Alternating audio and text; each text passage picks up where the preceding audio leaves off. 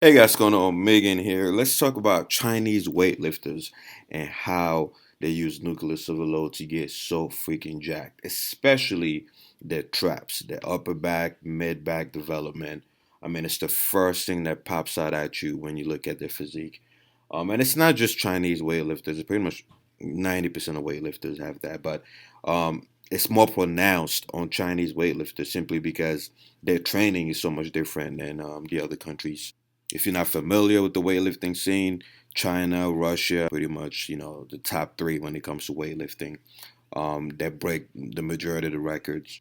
But the Chinese weightlifters have a unique way of training, which is very high volume, very high frequency, and you can see the result in their back development. All right, back to the video. So I made a video about Chinese weightlifters years ago when I was doing research on Nucleus Overload, and I was looking at pretty much every sport that got ridiculous muscle gains from training a muscle every day. And I mentioned Chinese weightlifters, but I never went in depth as far as showing you guys their pictures and things like that. But take a look at their trap development, which is remarkable. Now, of course, I know somebody's going to be in the comment section like, they take drugs, they take drugs. Everybody knows they take drugs. But guess what?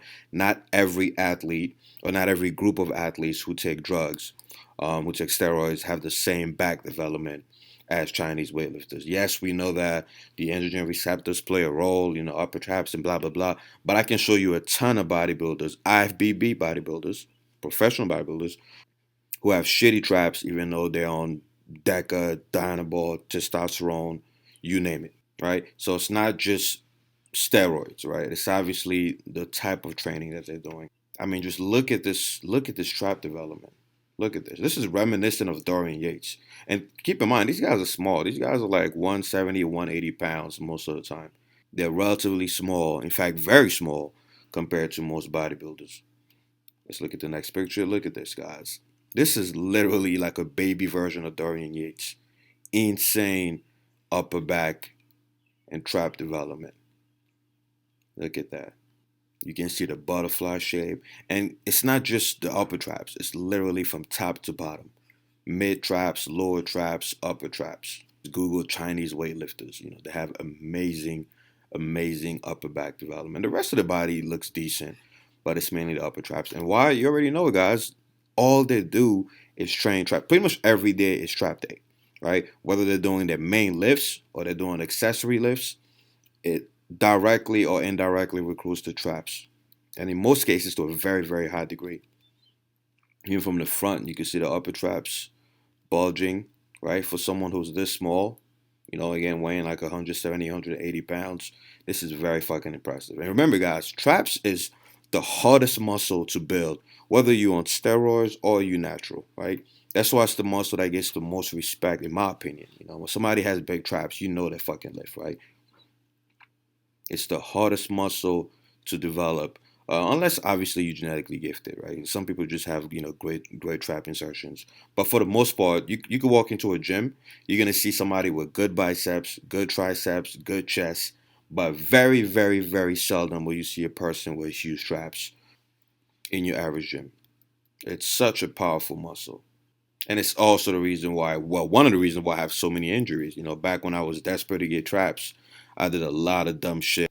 I was doing deadlifts and rack pulls without warming up, a lot of upright rows, even though I had bad shoulders. Pretty much most of my injuries came from me trying to chase traps, which is why nowadays I could barely do a single trap exercise. For the last few years, it just hurts too much. Almost every exercise that builds your traps, I'm no longer in a position to do them effectively because of all the injuries I occurred, which is also why I tell you guys when you're doing Nucleus Overload to pick safe exercises. Don't make the mistakes I made when I was younger. But anyway, back to these guys.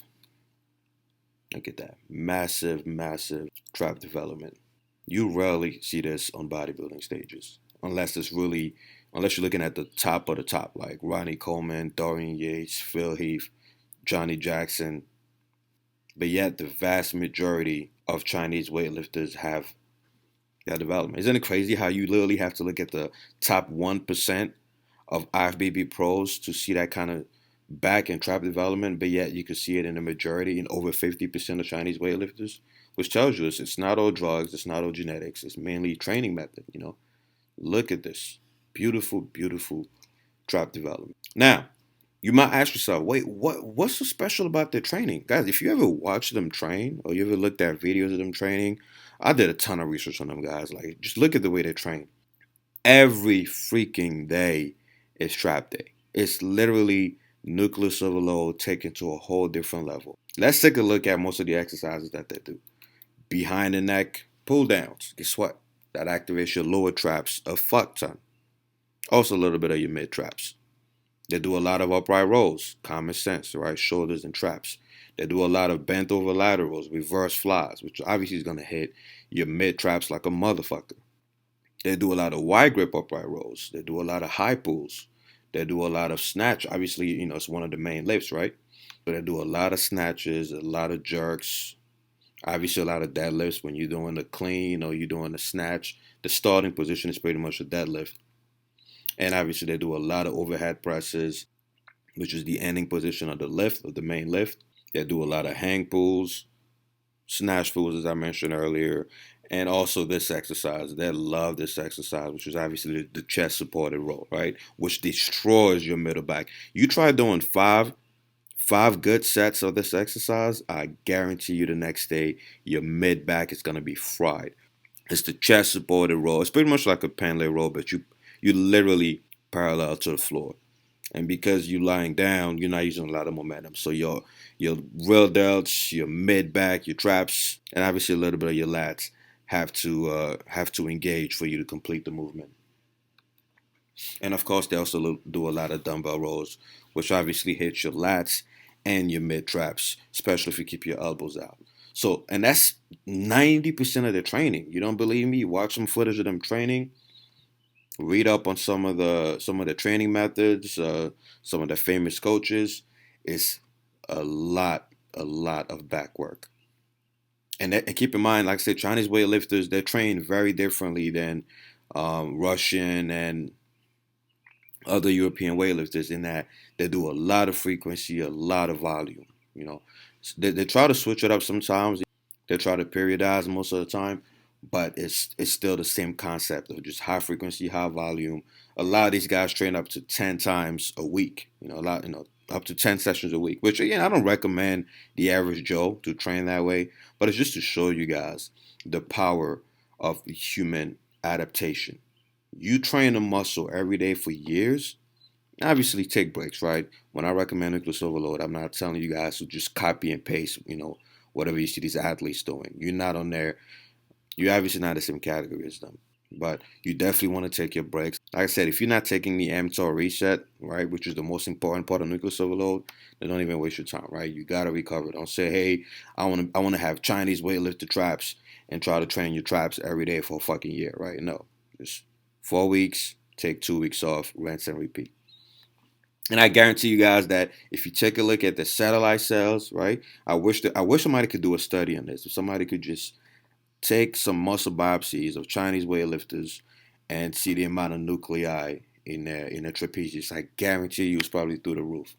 But anyway, guys, just quick video showing the impressive physiques, mainly trap development of Chinese weightlifters. Insane hyperplasia and hypertrophy, of course. And are we surprised, right? I mean, it's the same thing we see with gymnasts and their big ass arms, right? It's the same thing we see with ballerinas, same thing we see with swimmers, boxers, strongman competitors, the same stories that I mentioned over and over again, right?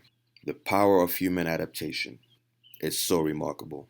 So, moral of the story, you have a lagging body part. Don't be afraid to blast that shit. Train that shit every day. Follow the Nucleus Overload principles to make sure you obviously don't under recover, right? So stay within my recommended rep ranges, set ranges, all of that stuff. And as long as your nutrition is optimal, as long as your recovery management is optimal, I guarantee you will see ridiculous progress. Alright guys, don't forget to like the video, subscribe and hit the bell. Visit my website and grab a copy of my ebook and training program. Go to www.team3DAlpha.com and don't forget to use the 40% off coupon code Nucleus Overload.